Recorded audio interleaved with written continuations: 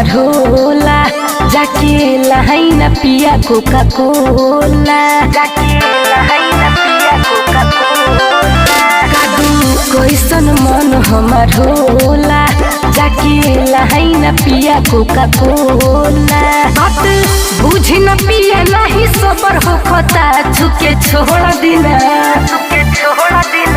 झुके छोड़ दिना राजा जी दर्द हो खता, नीचे से बेसी ऊपर हो खता। झुके छोड़ दिना राजा जी दर्द हो खता, नीचे से बेसी ऊपर हो खता।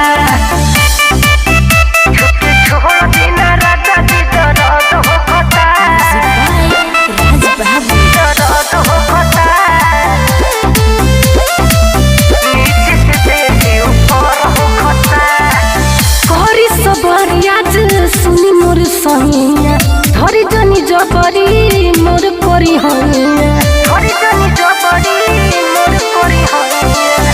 करी सबर आज सुनी मोर सहिया, धरी जनी जबरी मोर करी हइया। बाटे नान्हे उमर सुकुआरी हो, बात बुझी ना पिया लाचारी हो।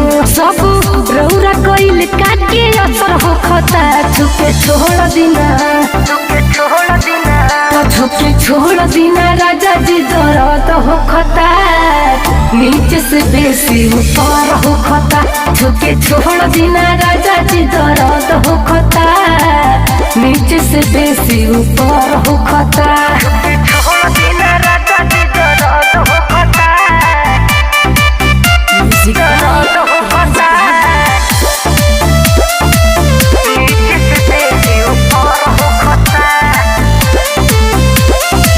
टूट जाला चूड़ी राजा हमर कलैया, खाई चाहिला रोजे रोज मलैया, खाई चाहिला रोजे रोज मलैया।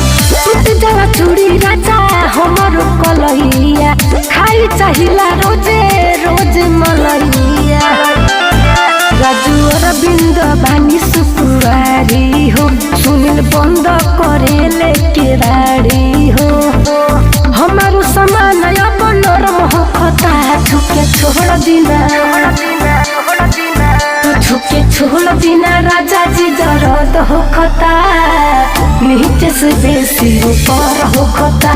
झुके छोड़ दिना राजा जी दर्द हो खता, नीचे से बेसी ऊपर हो खता।